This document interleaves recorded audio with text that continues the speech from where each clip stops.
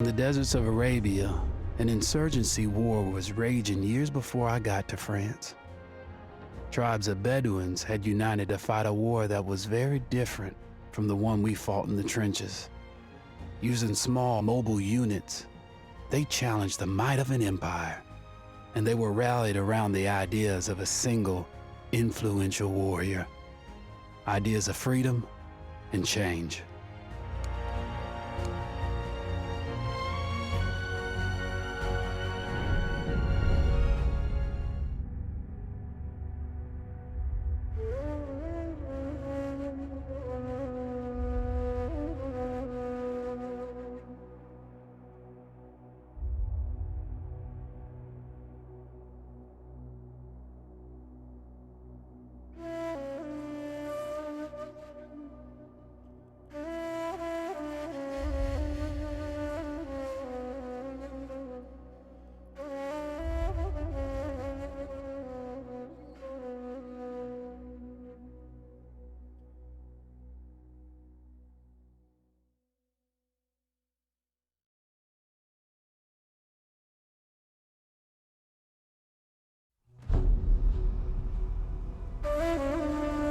The Arabian Desert, a vast ocean of drifting sands and scorched, sun-baked rocks.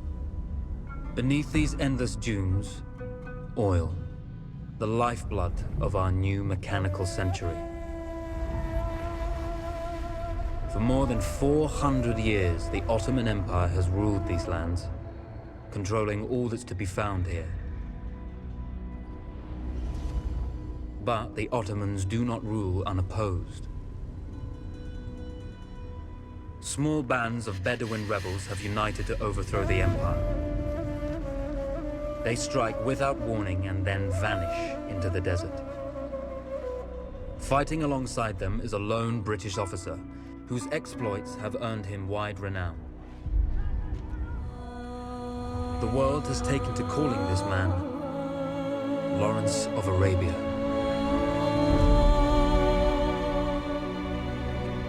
In the desert, you rely on good planning, but you also hope for a dash of luck. And luck was with us when we learned of a recently derailed Ottoman train carrying a most interesting piece of cargo. A small patrol had joined the Ottomans who survived the crash. Together, they guarded the wreckage and waited for reinforcements.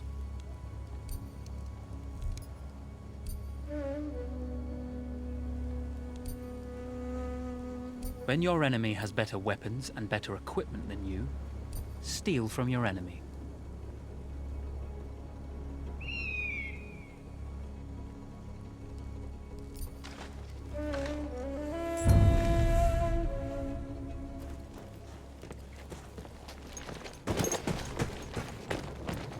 A lone fighter has just one advantage over a large enemy force. A lone fighter can move unseen.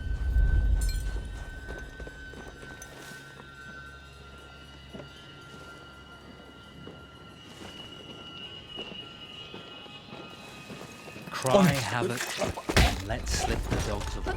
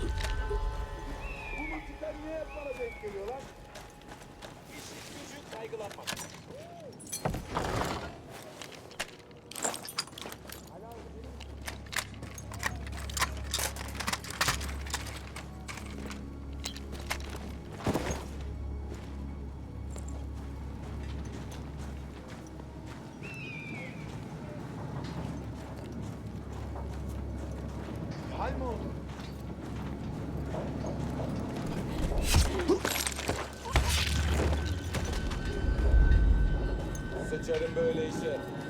Ne diye buraya tasdik ediyorsun? Kafayı düşürdün lan.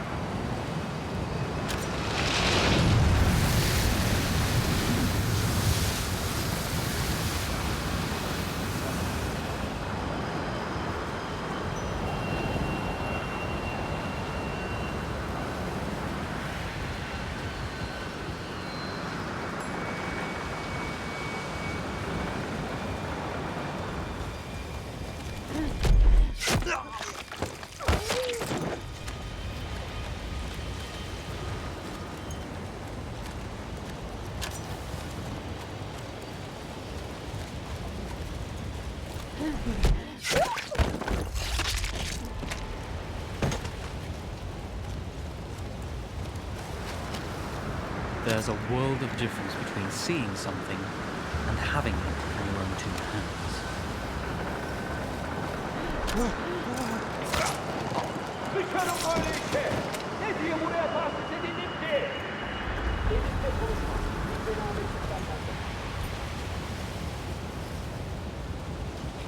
We strive to do what we think is right, and push through those who would stop us from achieving this, no matter the cost.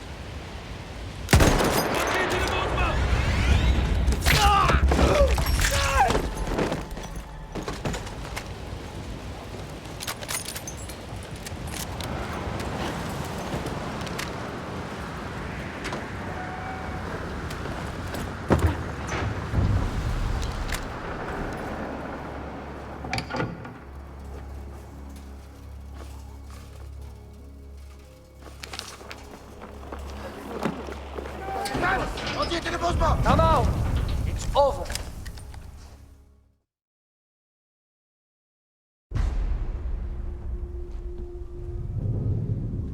Well, you did not think we would be fast enough to catch you here, did you? Lawrence of Arabia.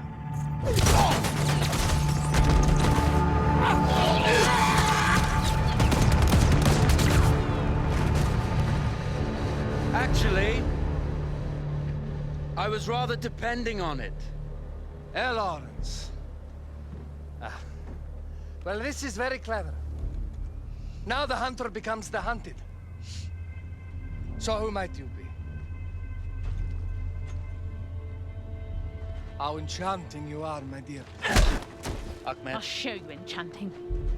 If it weren't for you, I'd be free. Free, is it? You'll be free when you're dead. And I'm happy to tell you, the Empire intends to grant you all this freedom very soon. Even now, an engine of destruction scours this desert, obliterating your allies, your families, your homes. Soon there will be nowhere to run. Nowhere to hide. Soon all that you know, and all that you love, will be ashes. You will all be free to die. Oh, you animal! Zara.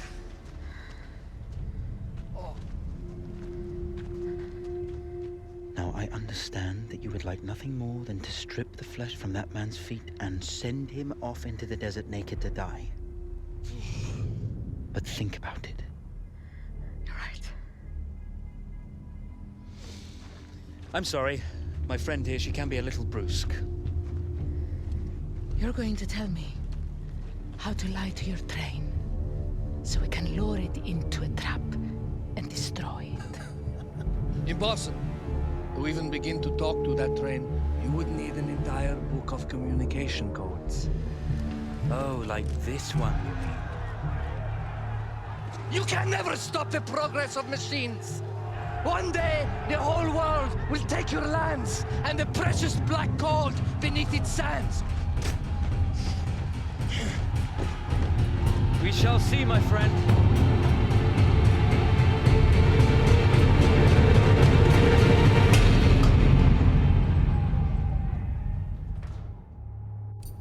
Of course, obtaining the codebook was not enough.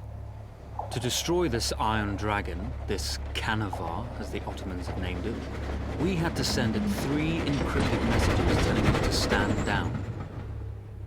There were Ottoman outposts scattered along the railroad tracks. The commanders there carried high-priority message capsules. We had to use those to send our orders. Infiltrating the village wouldn't be easy. A full detachment of Ottoman soldiers had occupied it. The Ottomans had chosen an isolated location for their desert outpost. It seemed lightly defended. It was also well stocked with arms and equipment. The ancient ruins were all that remained of a civilization now lost to time. The Ottoman Empire brought in the modern world with a host of armored vehicles and field guns. 3 commanders to eliminate, 3 personal message capsules to be stolen, and then sent with our false orders. How Zara tackled this dangerous and audacious mission was up to her.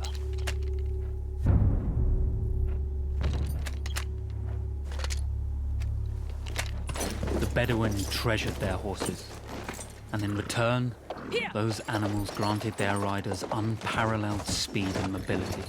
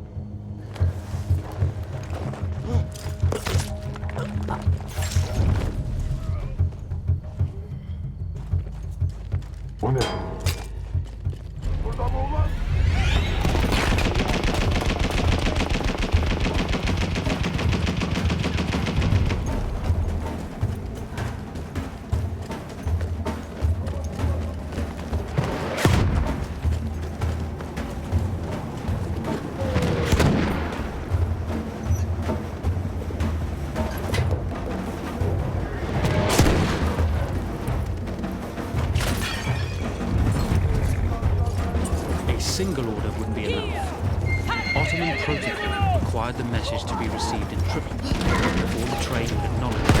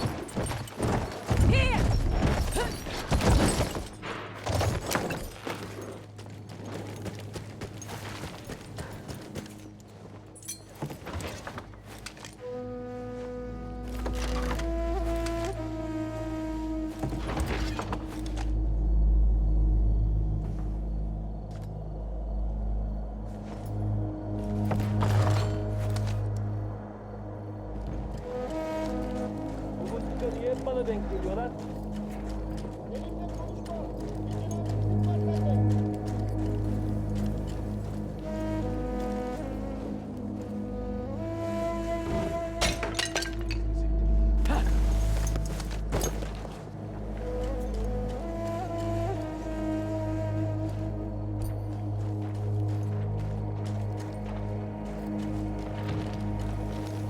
Ayaklarım buz. Hep şu gavurların suçu bunlar. Ne ekersen onu biçersin.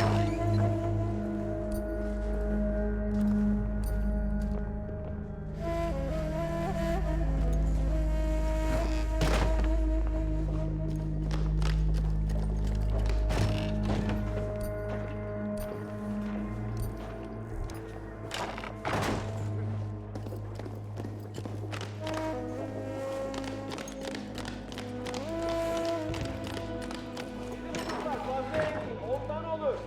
Tedbirli olmak lazım. Yoksa sonumuz Romalılara benzer. Çizecekler.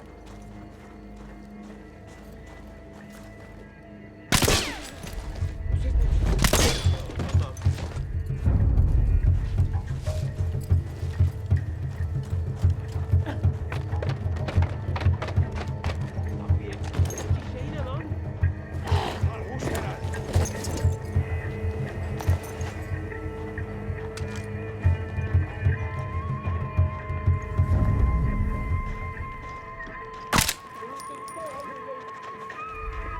Arkamı kolla kardeşim.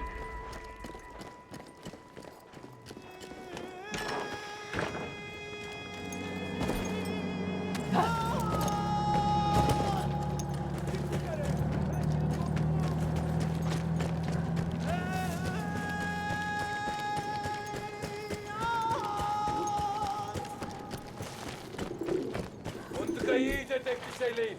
Akabinde gidek.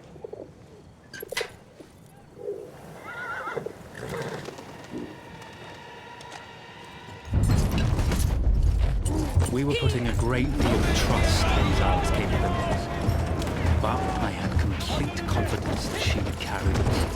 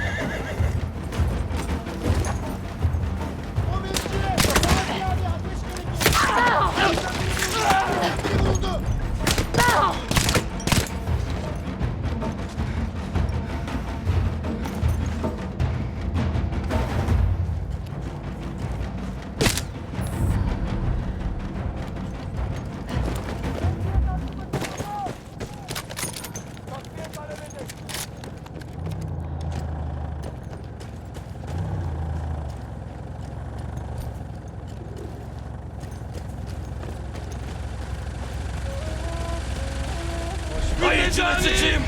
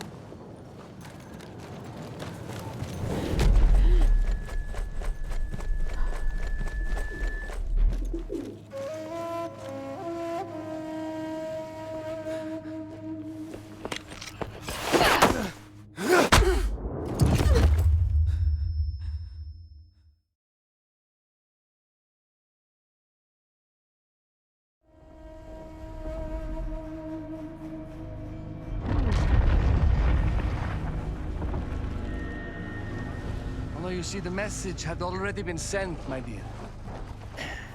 Not the message you would have wanted. Lawrence was such a good host. It almost seemed rude to escape. I made sure to note the location of Lawrence's camp, of course. Which means the train knows too. Twice, you told that train everything was clear. But I told it exactly where to attack.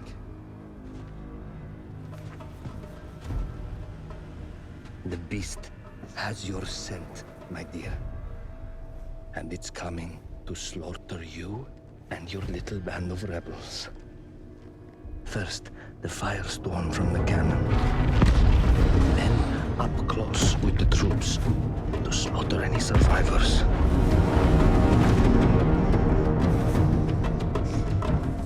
The legend of Lawrence of Arabia dies tonight.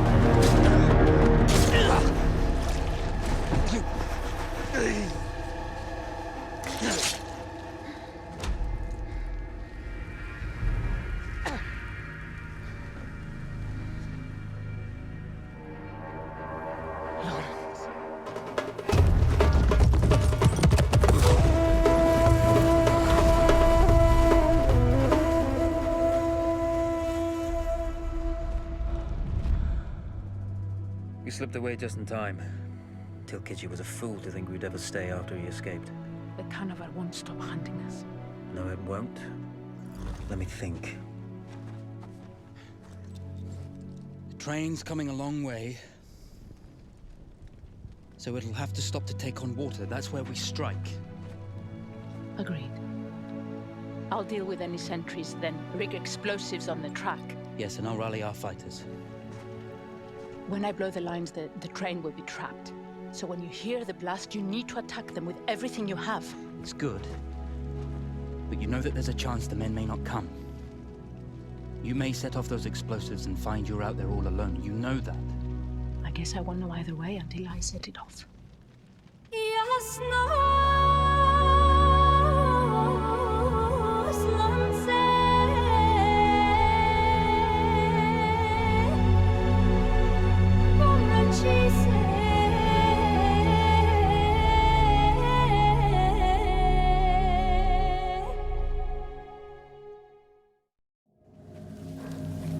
Man makes plans, and God laughs.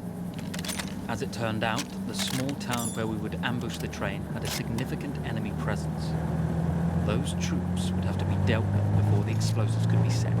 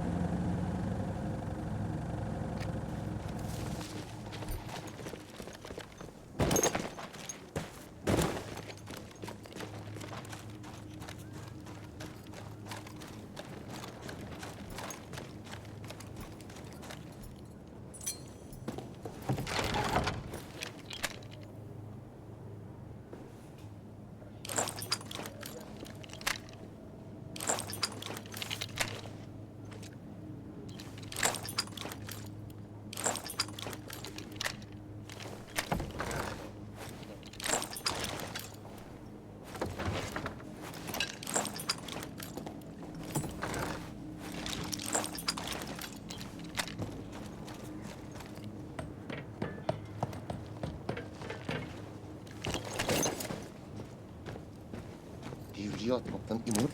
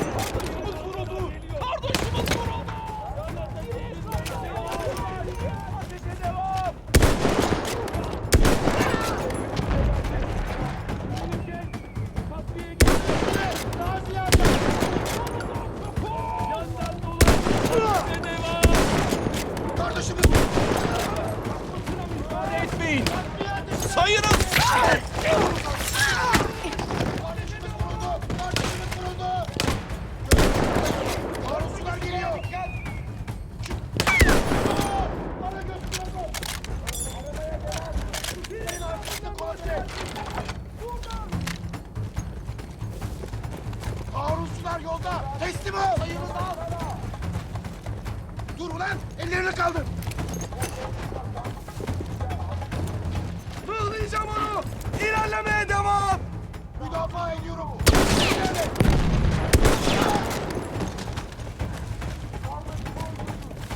Seni geberteceğim!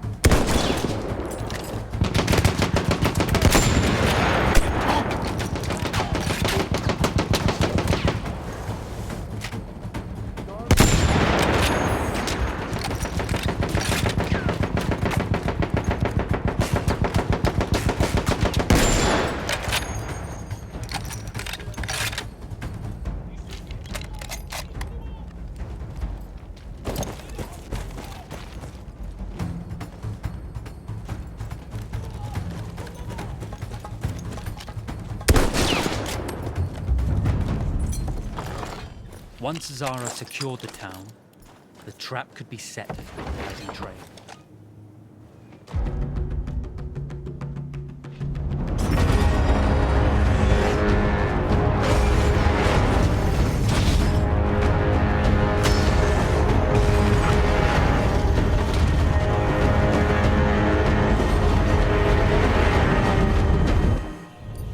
Once Zara secured the town, the trap was set by the train.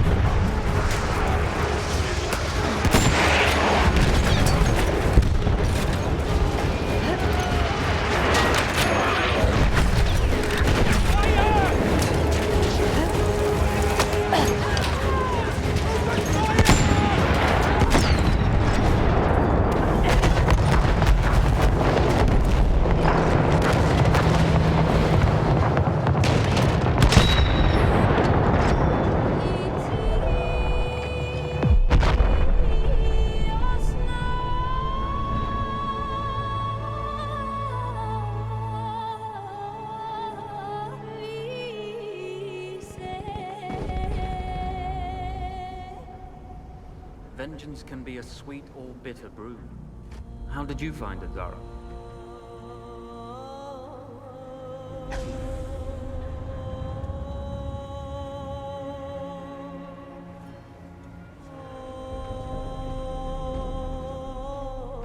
And you're right, we do need to think bigger, act bigger. Maybe even the Suez Canal.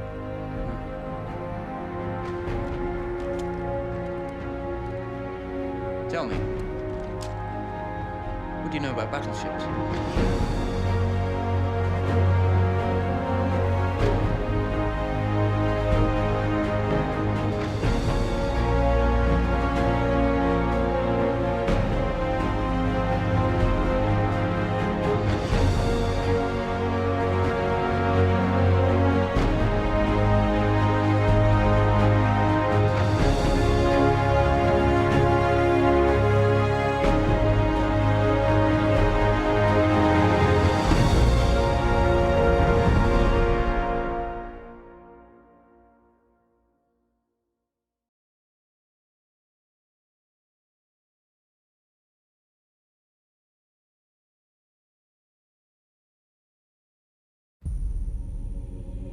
One day, all this will be over. The war to end all wars will be won by one side or the other. The guns will rust, grass will grow, and there'll be nothing left of any of this.